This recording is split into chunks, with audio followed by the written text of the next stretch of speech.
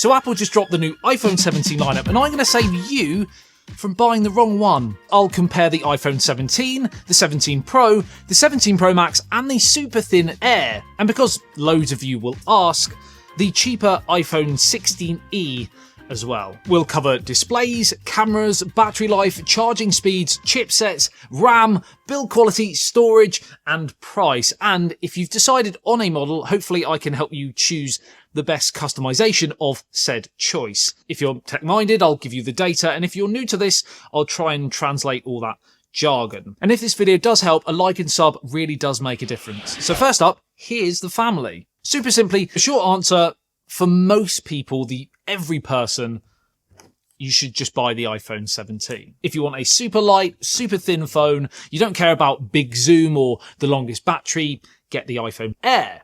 If you shoot a lot of kids, your children, let's not go down that rabbit hole. If you want to take videos of your family, sports, concerts, video and photos, or you edit video on your phone, then go 17 Pro. And if you want, including all that, the biggest battery and the biggest canvas for games and content consumption, etc., go with the Pro Max. And if you just want the Apple experience for less, want to be part of that ecosystem, but aren't too bothered about being techie, not fussed about cameras too much, don't want all the latest bells and whistles, then the 16e will definitely still do the job. But let's get more detailed. Starting with screens.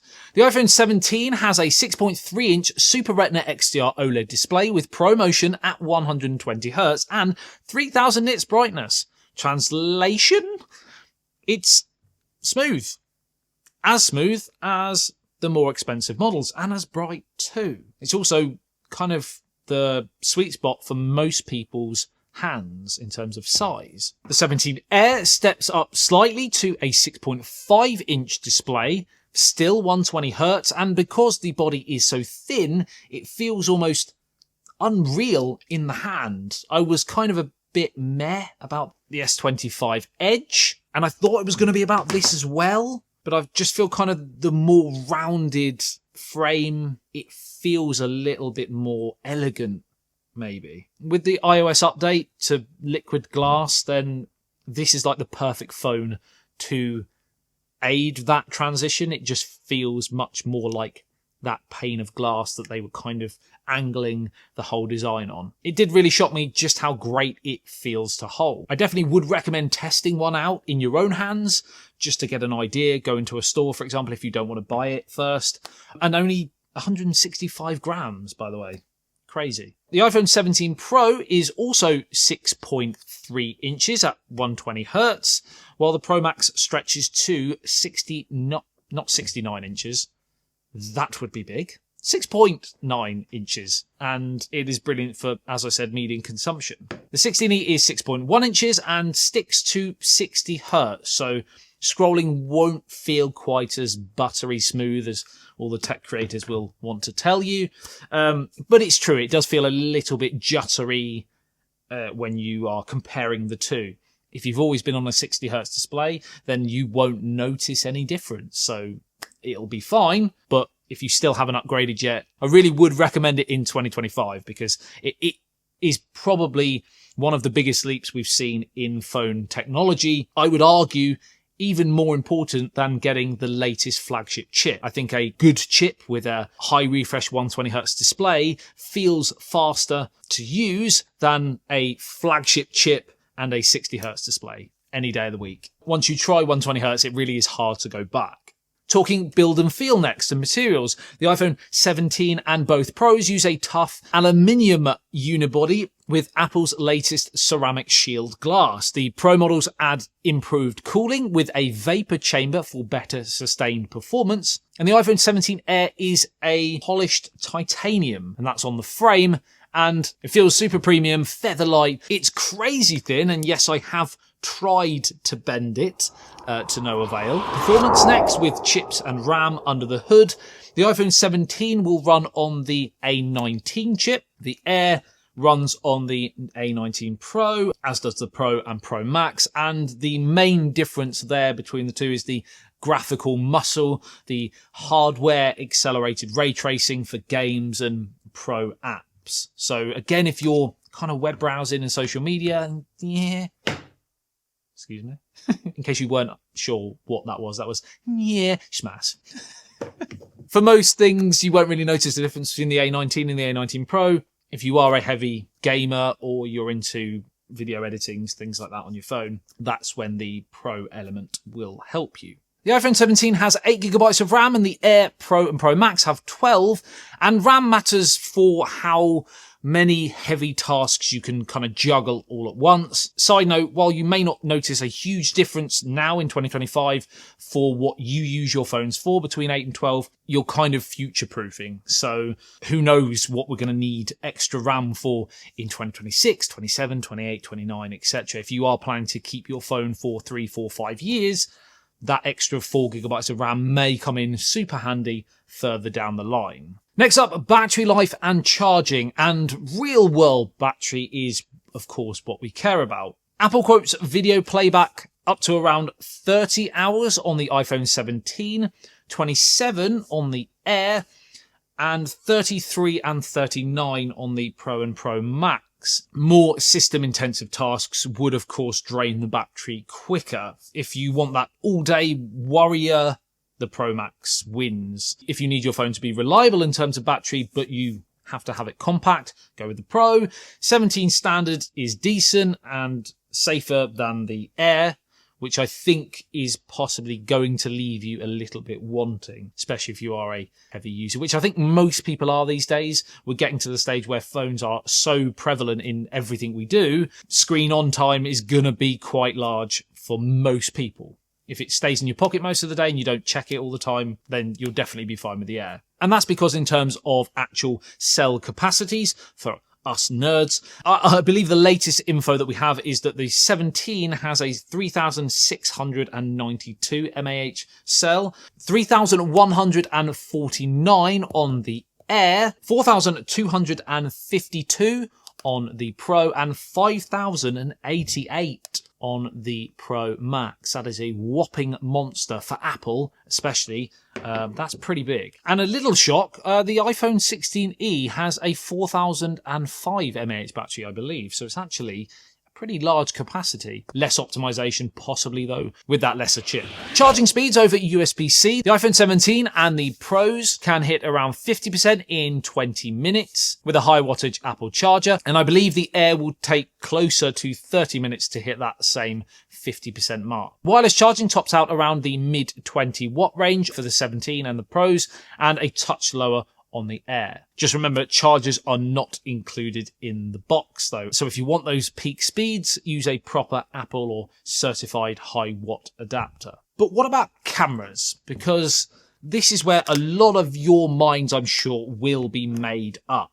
The iPhone 17 gives you a 48 megapixel main camera at 26mm with sensor shift stabilization and a 48 megapixel ultra wide at 13mm. There's no separate telephoto lens, but you do get a clean 2x optical quality crop, which is roughly 52mm. For everyday photos, family, travel, food, Instagram stories of your dinner, this is going to be a great camera. The iPhone 16e and the Air are similar on that singular main camera. They are, again, 48 megapixels, but you don't get the ultra-wide angle lenses, and it also relies on that 2x optical quality crop. No telephoto lenses again. If you don't need a long zoom or an ultra-wide angle lens, you're golden.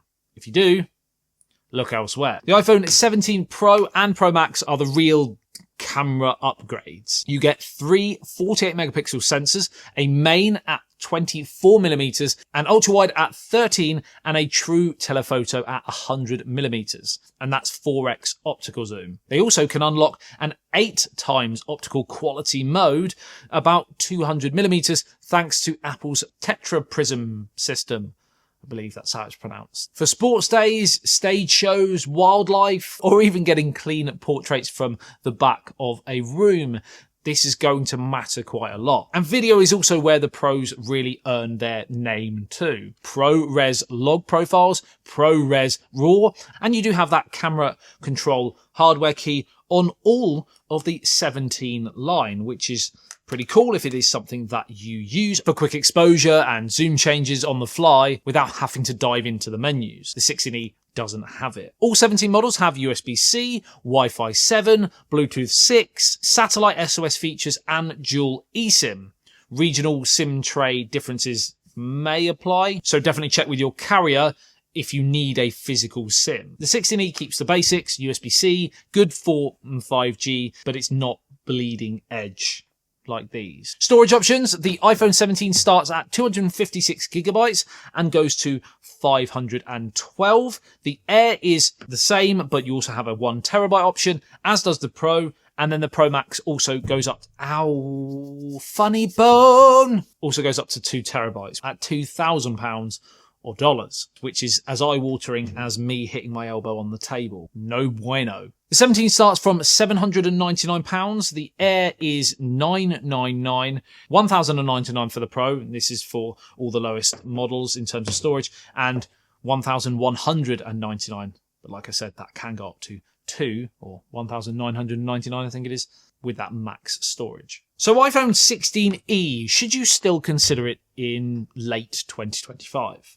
Well, it's for people who just want an iPhone that's reliable, affordable, messages, maps, social, banking, bit of photos, done. You lose that high refresh rate display, you lose the fancy zooms and the ultra wides. The performance is a step down with the A18 chip, but it's still going to be a strong performer. For casual use, it's going to be smoking fast. If your budget is tight, go with this. Spend the difference on some accessories or a present for your loved ones. I don't know. But for the 17s, my default recommendation for this year, again, is the standard 17. If you want all of the modern features at a sensible price without a few of the bells and whistles, it's great for most people. The 17 Pro, if you care about that camera stack and Pro video. The Pro Max, if again you want that, but you also want the biggest battery, biggest screen. And the Air, if you prioritize look and feel over substance and outright endurance. Ultra thin, ultra light, that feels just a little bit different, a bit fresh, a bit elegance. Handbag, bang. Pocket, bang. As long as you don't need that impeccable battery, you don't need a full camera rig, the iPhone 17 Air is delightful. Nuances and needs to know. First, RAM matters, as I said, over time. 8 gigabytes on the 17 is fine now, but 12 will age better. Second thing, battery of course depends on you. If you crank the brightness really high, if you live off 5G or you shoot loads of long videos, no phone's going to survive that, even the Pro Max, but it's going to do you a better job. And finally, again, reminder, check your carrier for SIM specifics, especially if you're in the UK. Some models are eSIM only. Final word, if you were about to buy the wrong iPhone, hopefully this has saved you a little bit of money, stress, and a return label. Drop your personal use cases in the comments and I will try and steer you in the direction of the right model for you. And if this video did help, like I said, a like and a subscribe really does make a huge difference to the channel. My name's Adam. Thanks for watching. I'll see you soon. Peace.